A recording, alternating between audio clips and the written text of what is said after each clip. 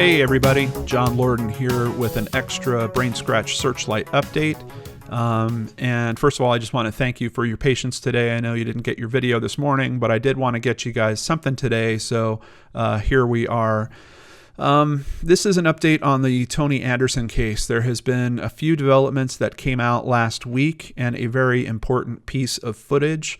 I haven't done anything quite like this before, but I basically decided that I was not going to view the footage until I recorded this. So essentially we're doing a kind of reaction video to the footage as I get to see it for the first time, and hopefully you do too.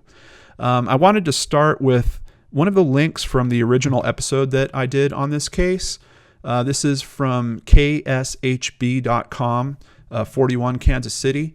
And I just want to have a reminder of what at least the press was saying had gone on with the police that interacted with Toni on that night. So here in a very concise paragraph: after KCPD told 41 Action News Tuesday afternoon they couldn't find any record of Anderson being pulled over, they confirmed Tuesday night Anderson was pulled over by North Kansas City Police around 4:25 a.m. near the Quick Trip at 2525 Burlington Street for an illegal lane change. Okay? Seems pretty straightforward. We're talking about an illegal lane change. I'm kind of imagining maybe she's making a right turn and she's not over in the right-hand lane or something along those lines, but just keep that in mind. So we get an update last week. This is also from KSHB. On May 23rd of 2017, the Jackson County Medical Examiner has ruled Toni Anderson's death accidental, and the cause of death was hypothermia and drowning. Police say contributing factors included ethanol, cocaine, and amphetamine intoxication. So it seems like we certainly have drugs at play here. And I think it's important to review this information because there's still a lot of people out there wondering if the police had something to do with her demise. There's people that are insisting that there's footage where they can see the police car waiting for her to leave the gas station and then following her away. There's a lot of theories swirling around out there, and I think probably because of those theories, we had the police release the DashCam footage of her being stopped by the officer. So that is what we're going to watch now together, and for me at least, for the first time.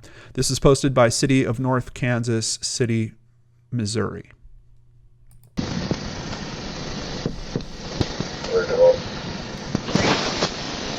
Morning. How are you? Fine. Where are you trying to go to? I'm about to go downtown. I live down there. You live downtown? Yeah. Where you come from? Downtown. I live at, I was working at Chrome tonight. So. Hey, Chrome? Yeah. You been drinking? No. You're heading the wrong way on the street. Okay, so the first thing, this isn't an illegal lane change situation that I'm seeing here. You can tell from the picture that's going on, she is actually heading she's driving on the wrong side of the road, and she stopped at a light. And before this footage starts, if you roll it back far enough, there's no audio, but you can actually see the officer. He was driving on the opposite side, coming towards her, and essentially he had to swerve into the opposing lane of traffic to get around her. Now, luckily, this is 4 o'clock in the morning. No one's out there. It's not like it was risky for him to be doing that. But he did swing around and then pull up behind her, and now he's letting her know that she's driving on the wrong side of the road. And already we're seeing that he is wondering if she has been drinking. She says that she hasn't. We now know that thanks to the coroner's report, it seems like she might have been, but let's continue. Now I'm about to head that way. Which way? This way? Well, yeah, I know. I was about to head towards, Shady, but... Shady. Yes. What's Shady? Shady Lady. Shady Lady? Yeah. You know where you're at now? Yeah. Where? I'm at, I was about to head towards Shady, but, yeah. Driver's license? Okay, look, I'm obviously not an expert. I have not done this job before, but she's first of all using short terms to talk about where she's going, that she's heading to the Shady Lady. And then she's fumbling even on saying the word shady. Just for me, if I'm interacting with someone like that and I'm already worried that they might be drunk because they're literally on the wrong side of the road, I'm highly suspicious at this point. And I would think if I'm an officer, I'm at least doing a sobriety test on the spot, at least. But let's continue here. License, insurance. He's asked for her insurance just in case he didn't get that.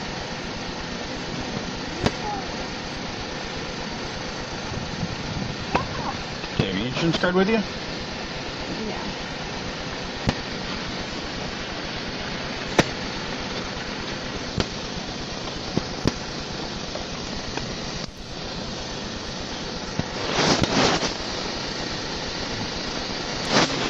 You're heading the wrong way. Well, yeah, I know. No. Head that way. This is a two-way street. You're on the full left side of the street, heading to oncoming traffic. Huh? Not funny. I'm sorry. Okay, so based on his reaction, it seems like he's letting her know she's driving the wrong way, and she's actually laughing about it. And I think it's also important to note here that despite the fact this is 4 o'clock in the morning, there are other people out there. We just saw another vehicle that came by, that's driving by. So there are other drivers that should be being protected in this situation as well. We already know the outcome here. We know that he lets her go for some reason. Why this hasn't turned into a sobriety check already at this point, I have no idea. Just to protect the other drivers on the road, let alone her. I don't know, guys. That's why I'm asking you if you've been drinking. Have you taken any medications or anything? No, I'm just really sick. I don't feel good. So. Okay. Stay right here for me, okay? Now she said she's sick, which once again could mean she's taking medication that could be impairing her, but we're not seeing a follow-up line of questioning on that.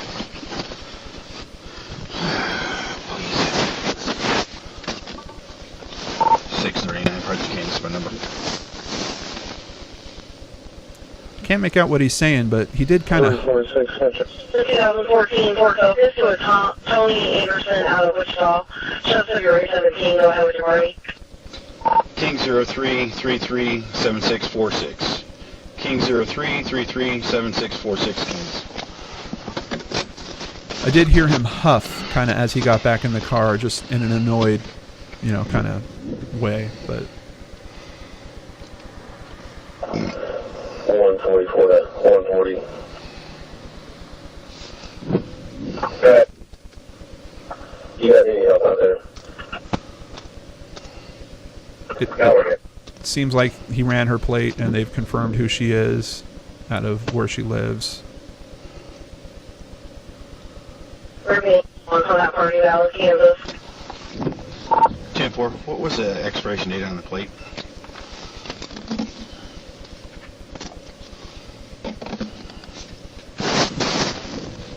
It's a February 17 expiration. 10-4. And the plate might be expired? Correct. 144. Ma'am, we'll take care of non-injury accident. There's no longer. Copy, I'll show you out. Thank you, 429. I can't recall when she went missing. No, I think they were saying February 17 as in the year, so the plate is probably still good.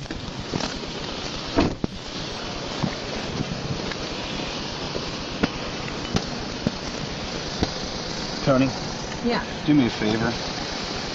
Pull in that parking lot, sit there for a while, gather yourself. Okay. So when it clears, I'm going to make sure the light turns, go there and park yourself, sit.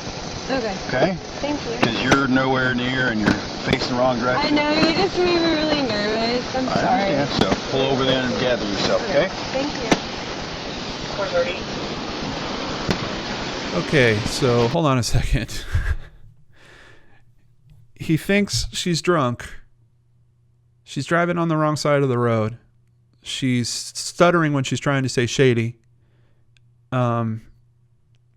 It's tough because I feel like he's trying to be kind of a nice guy cop here. But it seems to me like he knows that she is struggling, that she's messed up. He's telling her, go park over there and basically kind of wait it out, like almost like he's acknowledging that she's not in good shape to be driving. Once again, why this hasn't turned into a sobriety check, I have no idea. And in this particular case, something like that could have been the difference, could have absolutely saved her life. Now, I don't think, there's no way he could have known what was going to go on later this night. But what if she drove into someone else that was driving around out here? I mean, it's one thing that it's tragic enough how it ended, and she wound up hurting herself when she's interacting with an officer that should have been able to recognize that there was something going on here. But if we put that situation aside and just talk about, are these roads safe? That's a very tough question to answer at this point. I'm really kind of shocked at all this.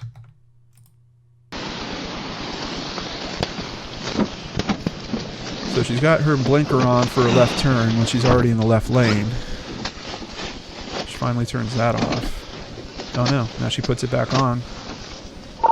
39, both units 10-8. Now she gets it right to where the right blinker is on. Once again, just showing that she's not in good shape. He also told her to wait for the light to go green, and it's red, and she's now pulled into the middle of the intersection. Now their sound has cut out, so we're not going to hear anything else here, but from the middle of the intersection, she now moves across over to the gas station.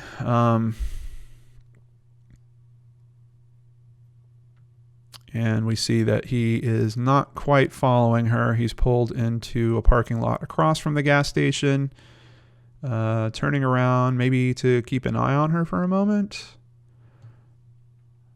Oh no, there's another police vehicle that's pulling up that he's probably having a little chat with, and we can see she has now pulled up to a gas pump. I don't know if there's anything else that we're going to see on this video. Her car's still there. Her car's still there. Her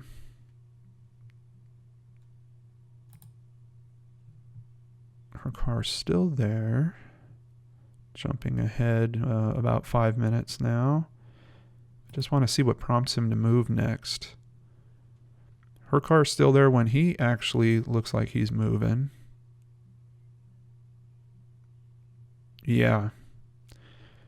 Seems kind of clear to me that he is taking off before she has actually left from there. So I think he gave it that much time because he was assuming that if she was going to kind of lie to him and she would just go sit in the parking lot for a couple moments and then take off without really taking any significant amount of time to get herself back together as he asked her to. He was probably going to pull over again and then maybe then do the sobriety check. I'm not sure, but yeah, and it is interesting this video goes on. I think this video was released particularly with this little end tail section to really show that there's no way that he had anything to do with her after that point. Yeah, this footage just goes on and on and on with him driving around. And even by this point, I mean, he's clearly far enough away from her that I don't think it's feasible that he'd be involved with what happened to her next. So, wow. Well, there are some articles that are kicking around and people are basically asking the same question. Why did he let her go? And I have to also ask, why did we initially get a story about an improper or an illegal lane change? That is certainly not what was going on here. So is the media getting it wrong? Was there some misinformation at the start of this for some reason? First, they said they'd never interacted with her. Then they did interact with her, but it was just for an illegal lane change, which isn't the biggest offense. Quite honestly, I've been let off for an illegal lane change before. But when we look at this footage, it is much different than these initial reports, at least from my perspective. And now we can hear for ourselves, Toni probably was not in her right mind. We also have the coroner's information that is supporting that. And we just have it's tough because you're talking about an officer. Is he trying to be nice? Is he trying to give her a second break of some kind? The other thing is that according to Toni and her text to her friend, she's talking about she's being pulled over again. So is she the type of person that deserves a second chance in a situation like that? Or has she been pulled over enough that they probably should have processed things a little bit further? I don't know. Hindsight's 20/20, and it just sucks that it's like there was a near miss in this case where this whole thing could have taken a completely different direction.